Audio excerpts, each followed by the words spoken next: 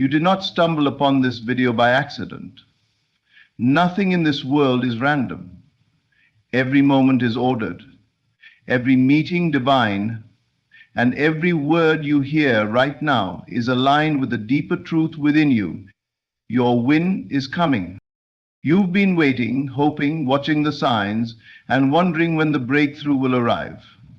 This message is your confirmation. You are not late, you are not forgotten, you are on time. This is the echo of your own inner calling, reaching back to you, reminding you of your true power, the creative force within your imagination. Your mind is not a mirror of the world, it is the blueprint of the world. What you hold in imagination, when fused with feeling, becomes form. This means your success, your abundance, your love, your breakthrough, it all begins inside. You are not here to chase it. You are here to create it. The desire you carry is sacred, it is not random. That deep yearning you feel is a signal from a higher dimension, one where your win already exists. If you can feel it, you can have it. If you can assume it, it must become real. That's the law. So the question is, can you dare to assume it's already done?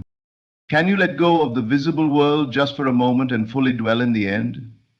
Can you imagine the message you'd send to a friend after your dream has come true? Can you feel the relief, the joy, the peace that comes when the wait is over? Because in truth, it already is. You must no longer seek signs from the outside to prove it's coming. The fact that you're hearing this is your sign. Your soul brought you here. Your higher self whispered, "Watch this." And here you are, receiving the seed that will bloom in your world. There is no force denying you your good, except the disbelief within you. Let that go now. Give yourself permission to believe without needing evidence. The evidence will follow. The win will come. The world must conform to your sustained inner state. That's not a wish. That's a spiritual law. So now, as you listen, allow your inner world to change. Close your eyes for a moment and feel it done. See yourself already living in the wish fulfilled. Feel the peace of knowing it's complete. Breathe in that certainty. Walk through your day with the quiet confidence of someone who has already won, because you have, and the world will soon reveal it. This video found you for a reason. Your win is near. Hold the vision, assume the feeling, trust the unseen, and watch as the world rearranges itself around your new belief. Everything begins and ends within you. You are not a victim of the world you see. You are the creator of it. The outer world is not an independent force acting upon you. It is a mirror reflecting back the beliefs, assumptions, and inner conversations you entertain most often. Your consciousness is the cause. The world you experience is the effect. You are the operant power, not passive but active, not dependent but directing. Whether you realize it or not, every thought you persist in, every feeling you dwell in, every inner dialogue you repeat, these are shaping the landscape of your life. The power has never been outside of you, it was always within, waiting for you to take ownership of it. When you assume something to be true about yourself, your circumstances, your worthiness, that assumption begins to take root. It sinks into your subconscious mind, which does not argue or reason. It accepts what you persistently imagine and feel. Then, like a seed in fertile soil, that belief begins to grow. The people, events, and situations in your world begin to arrange themselves to reflect that inner reality. You don't need to force change in the outer world. That's like polishing a mirror and hoping your face changes.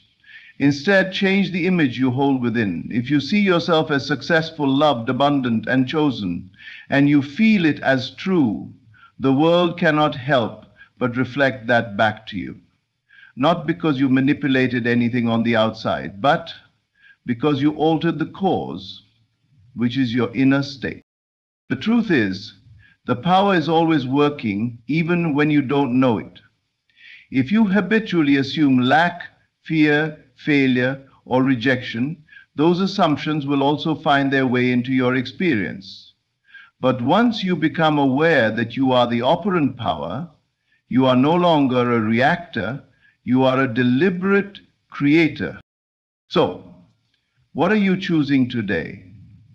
What are you accepting as true about yourself? What are you assuming about your future? Are you repeating old stories of limitation? Or are you writing a new script with intention and clarity? There is no power out there deciding your fate. No one has authority over your reality unless you give it to them in consciousness. Once you recognize that your inner world dictates your outer world, you can no longer afford to speak words or think thoughts that contradict your desires. Every mental act is a creative act. Every inner assumption is a command to the universe. This doesn't mean you have to be perfect. It simply means you must be aware. You must become the guardian of your inner sanctuary. You must choose deliberately what you dwell on, what you accept, what you declare. Speak to yourself as the person who already has the life you want. Think from the place of the end, not toward it. Feel the joy of it being real now. And when doubts arise, as they sometimes will, remember, you are not the doubt. You are the power behind the thought. You can shift in an instant by choosing a new idea and breathing life into it. You are the operant power. You have always been. You don't need permission. You don't need a sign. You don't need anyone else to agree. All you need is a decision to believe in what you've been given, the ability to imagine, assume, and receive.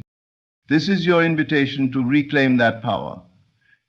Stop waiting for your life to change. Start being the change within, and the world will follow. Because it must. You are the operant power. Now that you know it, nothing can ever be the same again. The desires you feel deeply and persistently are not random.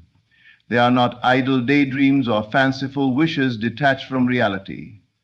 They are divine signals, sacred messages whispered from the unseen, calling you to remember what already belongs to you in another dimension of your being. You wouldn't have the desire unless the fulfillment already existed. It is already done, it is already real. The moment a true desire is born within you, the path to its realization also begins to unfold. Your role is not to question whether it's possible. Your role is to accept that its very presence is the proof of its possibility. Desire is not lack. It is life's way of expanding itself through you. It is how the unseen becomes seen, how the invisible becomes visible. That urge within you to grow, to love, to succeed, to create, to experience more is not just personal. It is universal. It is divine intelligence choosing to express itself through your unique consciousness. So many people are taught to distrust desire, to see it as something selfish or material. But in truth, desire is sacred. It is the voice of your higher self, guiding you into alignment with who you are meant to be. When you deny your desire, you are not being humble, you are resisting your own expansion. You are turning away from the gifts that life is trying to hand you. You are not meant to suppress desire. You are meant to honor it, to hold it close, to breathe life into it through imagination, faith, and inner conviction. You are not chasing something outside of you. You are allowing something within you to take form. And this is key. The desire you feel is not something you must go out and earn or achieve through effort alone. It is something you must assume, accept, and align with. You must claim it in consciousness first. When you do all the necessary pieces people, timing, resources, inspiration begin to move. You don't have to figure it all out. You only have to know that it is already yours and act from that place of inner certainty.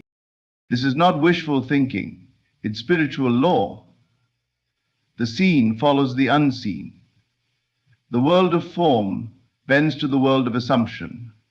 So if you feel called to something, a new life, a bigger purpose, more abundance, deep love, understand that it's already seeking you just as you are seeking it. Do not analyze it. Do not explain it away. Do not let the voices of doubt or fear silence it. Instead, trust it. Trust that what you desire desires you. Trust that it was planted in your heart because you are the one to bring it forth. Trust that there is no distance between you and the fulfillment of your dream, only the veil of belief, which you now have the power to lift. When you truly honor desire, you shift from hoping to knowing, from wishing to expecting, from seeking to allowing. And in that shift, reality begins to conform to the new story you are telling yourself, the one where you already have what you've asked for. So the next time a desire rises in your heart, welcome it. Recognize it as a sacred message from the deeper part of your being. Listen to it, embody it, speak as if it's done, move as if it's done. Feel the relief and gratitude of its completion. Because in truth, it is done. All you must do now is align with it. Desire is not something outside of you calling you forward. It is something inside of you calling you home. And the fact that you can feel it means you are already on your way. So trust the signal. Walk in faith and watch your desire unfold not by force, but by divine inevitability. Because what is truly yours cannot miss you. Imagination is not mere fantasy. It is the womb of creation. Everything that has ever come into existence began first in the invisible realm of imagination. Every structure, invention, masterpiece, or breakthrough the world has witnessed was first seen by someone within. It existed in the mind before it appeared in form. And this is true for your life as well. What you vividly imagine, with emotion, consistency, and belief, begins to form the blueprint for your reality. Your subconscious mind, which governs your habits, reactions, and even what you attract, does not distinguish between a real experience and a vividly imagined one. It accepts what you persistently feel and see within as truth, and then moves you and the world around you to reflect that inner truth. Imagination is the first cause. The visible world is the second cause, the echo, the reflection, the result. If you want something to change in your outer world, you don't start there. You go within. You revise the image you hold. You dwell in the scene that implies your desire is already fulfilled. This is not about wishful thinking or idle daydreams. True imaginative work is intentional. It is focused. It is emotionally charged. When you imagine the life you want and do so with genuine feeling, with the senses engaged, with the joy and gratitude of already having it, you impress that image upon the subconscious. That impression sets in motion the unseen laws that govern form. You must become the director of your own inner movie. Do not let the world, your past, or your circumstances dictate the scenes you replay in your mind. You have the power to create new ones, scenes that lift you, that honor your highest vision, that affirm your worth and success and abundance. And this power doesn't require force. It doesn't require years of effort. It only requires faithfulness to the unseen. Can you remain loyal to the vision within, even when the outer world seems unchanged? Can you persist in the assumption that it is already done, already yours, already real? Because it is. The moment you create and feel that imaginal scene, it begins to live. It begins to breathe. And the more often you return to it, morning, night, in idle moments, the more real it becomes to your subconscious. Eventually, that image becomes your belief, and once it is believed, it must be experienced. So, this is the secret used by great inventors, artists, athletes, and mystics alike. But it is not reserved for the few. It is your birthright. You came into this world equipped with the divine gift of imagination, the ability to create something from nothing. Use it wisely. Use it consciously. Use it lovingly. If you imagine yourself as successful, loved, healthy, and whole, and you feel the reality of that scene with faith and persistence, you will find the outer world bending to that new story. People, opportunities, ideas, and circumstances will begin to appear that match your inner movie. It is law. So, begin now. Create a scene in your mind that reflects the life you desire. Make it vivid. Make it joyful. Make it rich with sensory detail. See it. Feel it. And above all, return to it often. Let it become your dwelling place. Because whatever you do not consciously imagine, the world will imagine for you, and it will do so based on past beliefs, fears, and limitations. But when you take control of your inner world, you take command of your destiny. Imagination creates reality, always. The question is, are you using it deliberately or unconsciously? Choose now to become a conscious creator. Step into the role of the visionary of your life. The world you desire is not out of reach. It is already within, waiting for you to see it clearly enough, consistently enough, and feel it deeply enough that it cannot help but become real. What you imagine today will live tomorrow. So imagine wisely, imagine boldly, and watch your world transform. The secret to effortless manifestation lies not in striving, begging, or waiting, but in living from the end. To live from the end is to mentally and emotionally occupy the state where your desire is already fulfilled. It is to think, feel, and act as the version of you who already has what you have asked for. It is not a trick, it is a law.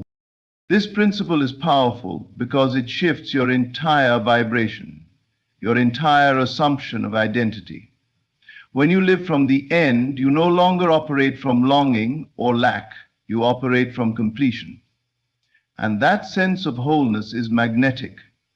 It draws experiences, people, opportunities, and outcomes to match it, without the exhausting push or grind. You don't wait for the external world to catch up before you shift your state. You shift your state now, and the external world must follow. The world is a mirror, not of your words, but of your inner feeling. When you feel yourself to be what you desire, your world begins to reflect that inner knowing back to you. Ask yourself, who would I be if it were already done? How would I walk, talk, move, and respond to life if I knew my desire was guaranteed? How would I carry myself if I knew I had already arrived? This is the identity shift. It is not pretending, it is not forcing, it is embodying a new self-concept, one rooted in fulfillment rather than frustration, one based on the truth that your assumption creates your reality. For example, if your desire is wealth, do not think from the perspective of someone trying to become wealthy. Think from the place of already being prosperous. Feel the ease of abundance. Make decisions from that state.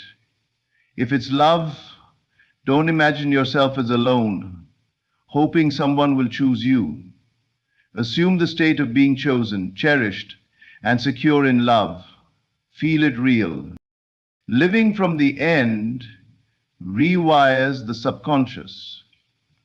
It reprograms the lens through which you perceive reality.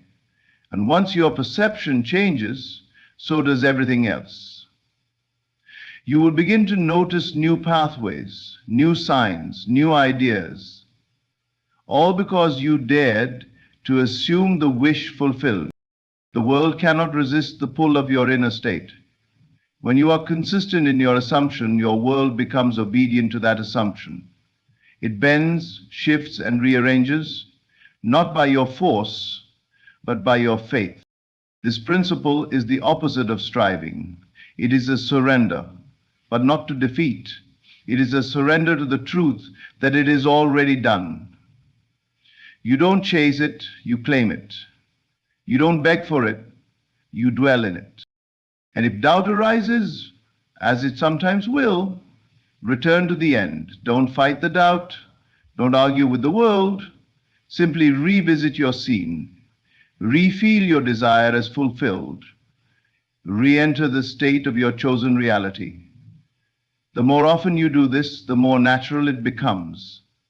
And what is natural to the mind becomes inevitable in form. This is how you transform your life, not by reacting to circumstances, but by refusing to let them define you.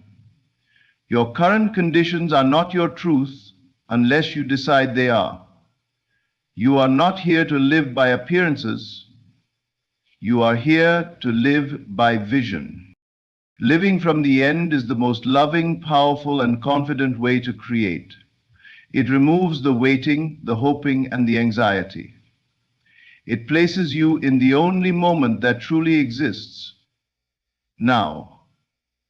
And in this now, you have the power to become anything, receive anything, and embody any reality. So dare to assume the best. Dare to walk in your fulfilled state. Dare to live as the person you've dreamed of becoming, because that version of you already exists. It is waiting for you to claim it. Live from the end, and the end will meet you here in the present.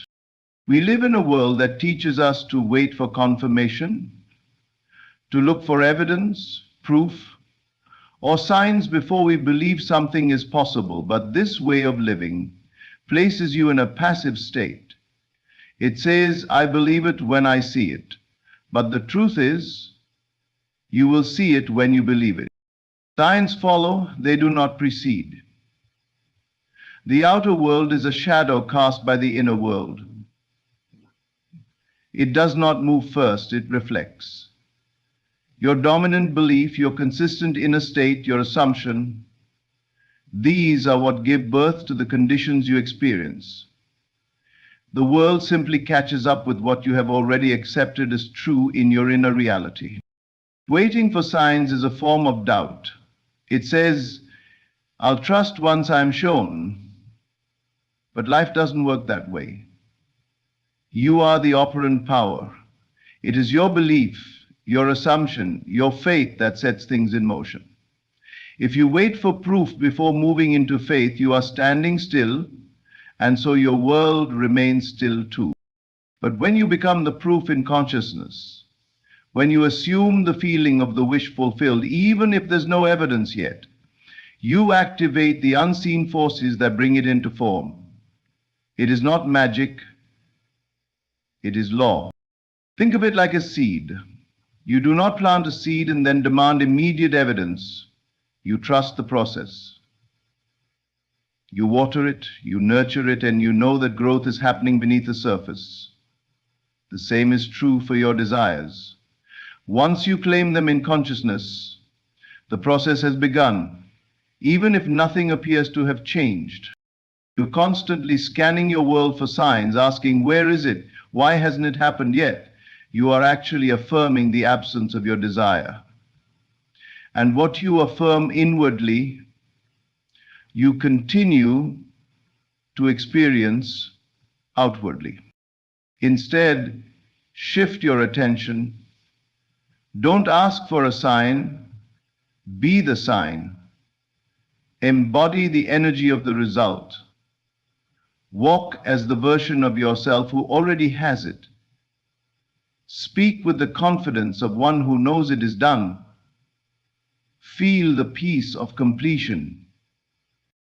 When you do this, signs will begin to show, not because you are looking for them, but because you no longer need them. The irony is that signs appear most rapidly for those who have stopped needing them. When you detach from the need for proof, proof begins to show up. And what are signs really? They are feedback, reflections of your state of consciousness. They are not guarantees or approvals from the universe. They are simply echoes of your inner movement. So let them come. Let them be a quiet nod that you're aligned, but never let them become the reason you believe. You are the cause, the world is the effect. When you shift internally, the world must shift to match. This is not a possibility, it's a certainty. You are not at the mercy of chance. You are not hoping to be chosen. You are the chooser. You are the one setting the tone and direction of your reality. So stop waiting. Don't postpone your joy. Don't delay your belief. You do not need external permission to live in the state of your fulfilled desire. Move now into that inner conviction. Rest in the knowing that what you seek is already seeking you. Signs will follow, opportunities will appear, the right people will arrive, doors will open, but not because you chased them, because you became the version of you who already has them. So trust yourself, trust your imagination, trust the inner feeling more than the outer facts, because the world must follow your belief. And once you fully understand this, you'll stop chasing signs. You'll realize you are the sign. Faith is not hoping. Faith is not wishing. Faith is inner certainty in the unseen, a loyalty to what your senses have yet to confirm. It is the quiet but unshakable conviction that what you have imagined is already real, already yours, already done, even when there is no external proof. This is the kind of faith that moves mountains, not because it pushes or strives, but because it knows. It holds to the unseen reality with unwavering allegiance, refusing to be swayed by appearances, time, or delay. Faith means you no longer look to the outside world for validation. You don't need the world to show you evidence before you believe. Instead, you believe, and the world eventually mirrors that belief. Faith comes first, the manifestation follows. To have faith is to claim your win before it is visible. It is to remain loyal to the imaginal act, the inner feeling, the vision that came to you not by accident, but by divine impulse. That dream, that desire, that inner conviction was placed in you as a seed. And your faith is the soil in which it grows. The challenge, of course, is that the world is loud. It will tempt you to doubt. It will ask for evidence. It will present delays and contradictions and moments of silence. And in those moments, you may question yourself. Is it really working? Did I imagine it all? Should I give up? But those questions